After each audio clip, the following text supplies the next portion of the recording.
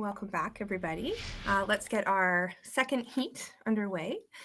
So I'm very happy to introduce our brave first participant. So we have Sifatul Mustafi pursuing a PhD in electrical and computer engineering, presenting a real-time jaywalking detection and notification system using deep learning and multi-object tracking. Sifatul is a self-described free thinker who loves to explore the mystery behind human life and almost everything in the universe. And I think that is just the coolest thing. So welcome, Sifatul. You can unmute now. Yeah. Okay, and I can hear you, so that's great. Are you all ready to go? Yes, Okay, take it away. perfect. So, hello everyone. This is Sifatul Mustafi. So, I'm going to represent my work, a real-time jaywalking detection using deep learning and multi-object tracking. So, jaywalking refers to pedestrians walking or crossing in a roadway that is not dedicated to pedestrian. With the increment of traffic, road, vehicle, and pedestrian, the frequency of jaywalking increased a lot over the years. Jaywalking may cause severe traffic casualties, including traffic accidents, road blockage, irregular traffic behavior, and traffic congestion. So each year, a lot of accidents are taking place due to jaywalking, causing plenty of death. According to a journal report, Canada is among only 7 industrialized nations where pedestrians' deaths are on the increase. So, according to Transport Canada's National Collision Database, Canada-wide 332 pedestrians died in 2018 alone, and on average, 57 pedestrians die each year in almost every province. Research shows that even very cautious pedestrian can also get involved in jaywalking unwillingly and unintentionally. Now, I want you to imagine a scenario where a pedestrian could be an elder person, a child, a student, unwillingly jaywalking, and a vehicle is approaching him at a very high speed. What if we can detect this in real time and send real time notifications to the nearby driver? In that case, the driver would be able to slow down the vehicle, and both the pedestrian and the driver will be alive, they will be safe. So in our thesis, we propose a deep learning and multi-object tracking based city-wide real-time jaywalking detection system that can be applied to any road section. We use the most state-of-the-art deep learning models to develop our system that would be a great assistant to pedestrians, drivers, and traffic management authorities. The great part is that we are not alone in this. This project is supported by the City of Oshawa through the Teaching City project in collaboration with the IoT Research Lab at Ontario Tech University. The thesis is led by Professor Khalid El Ghazar, who is a Canada Research Chair in IoT. We are working hard every single day to make sure a safer road for every single Canadian so that every pedestrian can be safe walking in the street knowing that there are people who are watching their back so that all pedestrians can reach home safely to their loved ones. Thank you, everyone. Thank you, Sifatul. Okay, our judges are now just going to take a moment to complete their scorecards.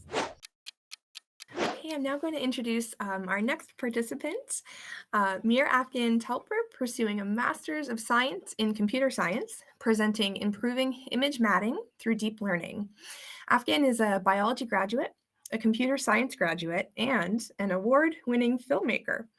Afghan's first ever job in high school was based at Ontario Tech back in 2010, then known as UOIT.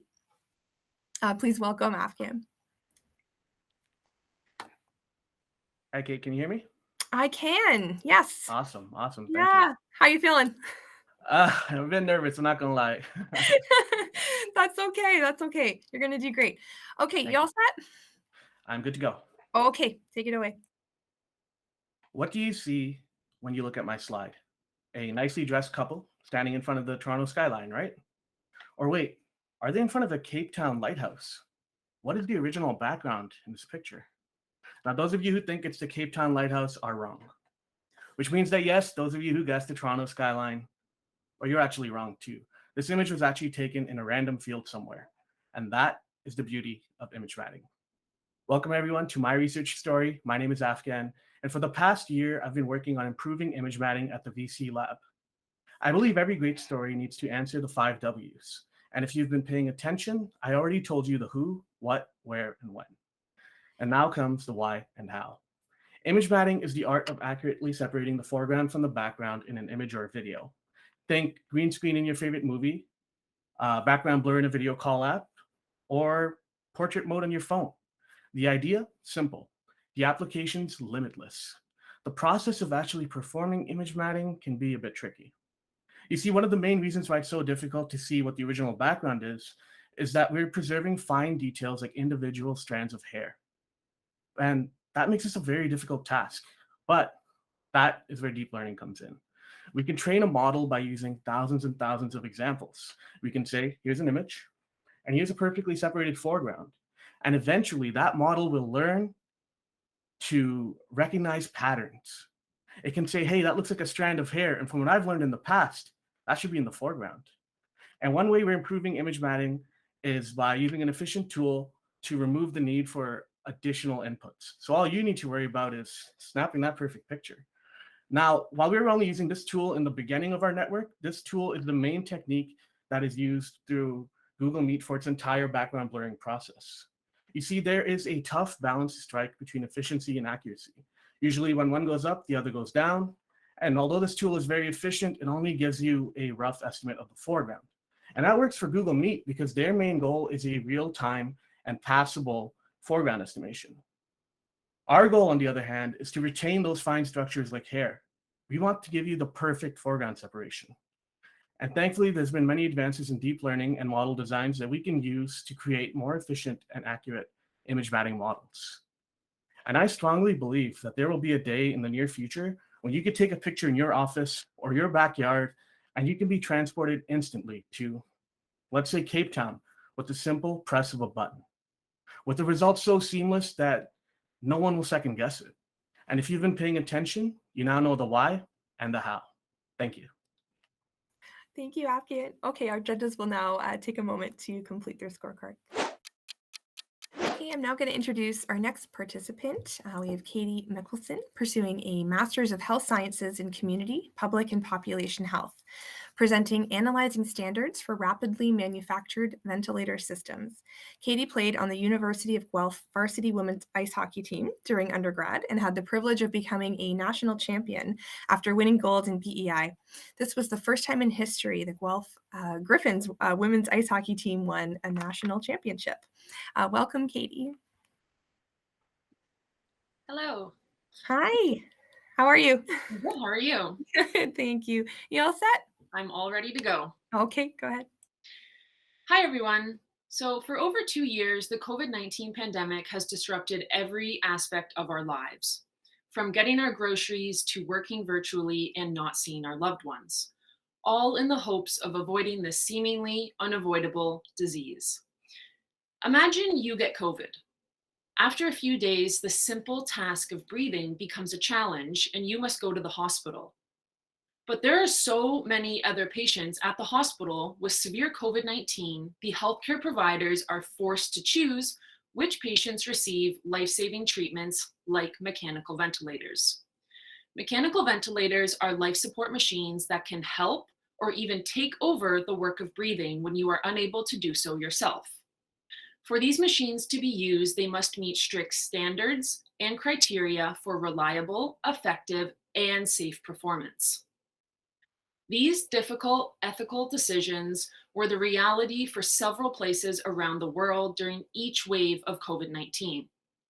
So, what is a solution? Rapidly manufactured ventilators, or RMVs for short. This is a low-cost ventilator capable of performing the basic requirements of a hospital ventilator, but can be manufactured in a fraction of the time with readily available materials. However, there are no standards and criteria for their performance and design at this present time. As a result, the pandemic prompted the creation of numerous RMV prototypes, all with very different features and designs. In addition, many were not even tested to see if they were reliable, effective, or safe. So, in my research, I plan on identifying and analyzing the scientific and publicly available evidence on RMVs in a type of study called a scoping review. I will describe the overall features, settings, and testing requirements of RMVs from both a clinical and engineering perspective. The goal is to investigate what device characteristics are common and essential across the RMV designs to help develop design and safety standards. This will then inform policymakers and guide future designers of RMVs as to what is required to make these machines reliable, effective, and safe for future mass casualty events. The COVID-19 pandemic has highlighted worldwide that the healthcare system was underprepared for the surge in capacity. It is essential to establish an effective backup plan prior to disaster striking, not when disaster strikes. In doing so, unnecessary deaths and difficult ethical decisions may be prevented. Thank you. Thank you, Katie. Okay, the judges will now take a few moments to complete their scorecards. All right, I'm now going to introduce our next participant. So we have Kavian Khosrovinia pursuing a PhD in mechanical engineering, presenting healthy fast charging strategy for electric vehicles using deep neural networks. Kavian is a rower in the early mornings and a researcher in the daytime during the week. Welcome, Kavian. Hello, thank you very much. Hello, how are you? I'm great. How are you? Good, thanks. Are you all set? Yes, can I? Ready to go? Okay, take it away. We all agree on that the transition to electric vehicles making our planet a healthier place. However, this transition these days is slow, especially in Canada, where we are still unable to encourage Canadians to abandon their big trucks in favor of electric trucks. They may be right in some points, such as claiming that it takes hours compared to the 3 to 7 minutes refueling time of the gas fuel car. They're right. Therefore, the goal here is to increase charging speed by offering extreme fast charging, which allows an electric vehicle to reach to 80% of full capacity in less than 15 minutes with the least degradation. But reaching extreme fast charging is often rejected due to a degradation phenomenon called lithium plating. But why? Everything circles around the movement of these tiny lithium ions in the lithium ion cells. As shown in the schematic top right, the issue occurs during the fast charging procedure when the amount of lithium ions transferred from the cathode to the anode increases per unit time. Since the anode has a limited accepting capacity, once the limit is reached, lithium begins to deposit on the anode electrode interface and block the way. This phenomenon called lithium plating. So this is where my research began. I developed a healthy fast charging technique to predict and prevent this phenomenon. On the first look, you could think that if we can control the movement speed of the lithium ion, we might be able to prevent it. You're kind of right, aren't you?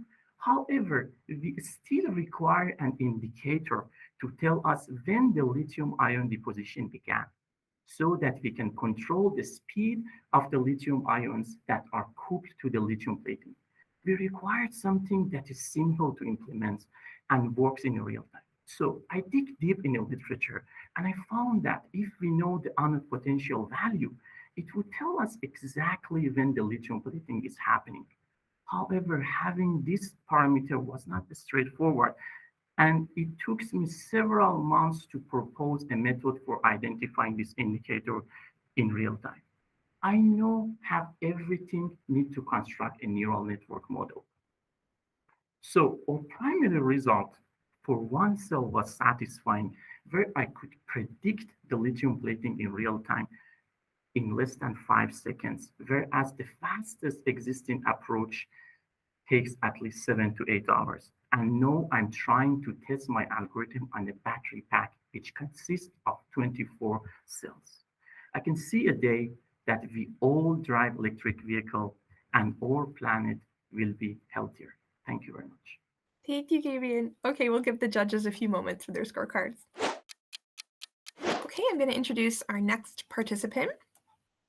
So we have Haley Tabbert pursuing a Master's of Health Sciences in Kinesiology, presenting neck vibration alters cortical processing and motor control. Haley's hobbies include playing guitar and sports. And Haley also once won a taco eating contest, so my hero. Welcome, Haley. Hi, Caitlin. Can you hear me okay? Perfectly. How you feeling? Good. A little nervous, but Yeah, of course. It's going to be great. You all ready? I am. Okay, go ahead. Picture this. You're walking down a walkway in a hurry to get to your class or meeting. Because you're in a hurry, you may fail to notice certain objects in your path, like another person, for example. Most of the time, you automatically and instinctively avoid colliding with this object, dodging it at the last second, and making it to your class or meeting on time. This is your body schema at work. Body schema is the internal map of our body's position in space in reference to other body parts and the objects immediately surrounding us. Control of our body in avoiding or manipulating objects requires a constantly updated and accurate perception of where we are in space. To achieve this, the brain integrates sensory information from our body and visual information from our environment. Using the previous example, our brain is aware of the position of our arms, legs, and trunk as we hurry down the path. As the object we're approaching gets closer, our brain also becomes aware of its position. Finally, the brain integrates the sensory information from our body and the visual information from our environment to update our map, allowing us to make rapid movement adjustments and avoid a collision. This is something we rely on all day, every day. Your body schema is already hard at work when you make your coffee each morning. However, emerging evidence suggests that there are many things that can alter our body schema, leading to movement inaccuracies that can have long-lasting effects. Allow me to explain what this would look like. Each morning when drinking your coffee, sensory information is sent from your hand to your brain. Your brain uses this information to generate a motor command, which is sent back down to your upper limb, allowing you to pick up your cup without missing it or knocking it over. But in someone with an altered body schema, this flow of information is disrupted. Let's say our nervous system is a bunch of roads and the information traveling on these roads are cars. When we want to pick up our coffee, a blue car from our hand drives up the road in our arm and to our neck. When it reaches the intersection at our neck, the cars change to green and then continues driving onto the brain. Our brain is now making decisions based off of the green car which arrived there and not the blue car, meaning it's receiving inaccurate information on the position of our upper limb and is unable to generate an accurate motor command, causing us to knock over our coffee. Research demonstrates that individuals with recurrent neck pain experience this exact phenomenon and suggests that it's due to an altered body schema. However, the issue is that neck pain can alter multiple types of information by activating things like pain receptors, not just the information used to construct our internal map. And that's where we come in. Neck muscle vibration allows us to specifically target the receptors carrying the information used to update our body schema. Therefore, we can temporarily alter this information as it travels through the neck and to the brain. By using EEG to record brain activity, we can examine how this changes the way the brain processes information to update our body schema. Furthermore, by using an upper limb tracking task, we can also investigate how this impacts motor accuracy. By combining these techniques, my study aims to determine the effects of altered body schema on brain processing and motor control. So next time you're out and about, make sure to thank your body schema for working so hard to keep you safe. Now, if you'll excuse me, I'm going to give my brain a much needed break. Thank you. Thank you, Haley. Okay, we'll give the judges a few moments with their scorecards. Okay, I'm going to introduce our final participant for Heat 2. Another fun fact is that Anna is actually our People's Choice winner from last year's 3MT, so it's so exciting to see her again. Anna Espinosa is pursuing a Master's of Science in Forensic Psychology, presenting mock jurors' perceptions of children testifying via a language interpreter. Anna is an international student from Mexico, and her current research derives from her keen interest in studying factors that impact children's meaningful participation in legal settings. She also loves to practice yoga. Welcome, Anna. Thanks, Kate. Hi, nice to see you again. Nice to see you too. Can you hear me well? I can, yep, and camera's on, perfect. Okay. Are you all set? I think so, yeah. Okay, all right, go ahead. 2 years ago, these 4 minors were sexually abused by their mom's partner. All of them deserve access to justice. However, Estefania and Alejandra are at risk of not getting it and of being perceived less favorably. There is even a chance that jurors believe their perpetrator is innocent by giving less weight to their testimony. 7-year-old Stephanie and Estefania reported the exact same events, as well as 14-year-old Alexandra and Alejandra. However, how credible or suggestible they are perceived to be will potentially be influenced by the presence or absence of an interpreter. For instance, imagine the 3MT participants would have used an interpreter during our presentations, and judges had to evaluate our performance without understanding a single word we said. They must rely entirely on the interpreter to translate our words, and their perceptions of us as 3MT speakers would almost certainly be influenced by this. It is predicted that by 2036, almost 50% of the minors in Canada will be foreign-born or born to foreign-born parents, thereby increasing the likelihood of interpreter-mediated interviews in legal settings. Yet, virtually nothing is known about how potential jurors perceive interpreter-mediated testimonies and how much such testimonies affect their verdicts. Given the lack of other types of evidence in sexual abuse cases, we must typically rely on witnesses' testimonies to solve and prosecute such crimes. Therefore, in my study, we're systematically and experimentally testing mock jurors' perceptions of interpreter-mediated interviews. Specifically, the participants are listening to 2 different interviews, either from Stephanie and Alexandra testifying in English or Estefania and Alejandra testifying in Spanish via language interpreter about the exact same events using the exact same words. Hence, we're addressing the following 2 questions. First, how the mock jurors perceive youth testifying via language interpreter, and second, what factors affect such perceptions and their verdicts. We're analyzing the results using both manipulated conditions, the child's age and the interpreter's presence, and the verdicts and perceptions such as child's credibility or suggestibility as the outcome variables. All testimonies should be considered and assessed impartially, regardless of the witness's language proficiency. This study is yielding valuable insights into the under-researched interpreter-mediated interviews in our increasingly global society. It will also help us determine the best way for non-native language-speaking children and teens to have their voices heard in legal contexts. All right, thank you. Okay, we'll give the judges a few moments with their scorecards. Okay, thank you so much to all of our amazing presenters from Heat 2. You all did it, so you can take a big breath. That was so fun to watch. Great work, everyone. So before we begin our 3rd and final heat, we're going to take a short break. So we'll be starting the 3rd heat at 11 o'clock.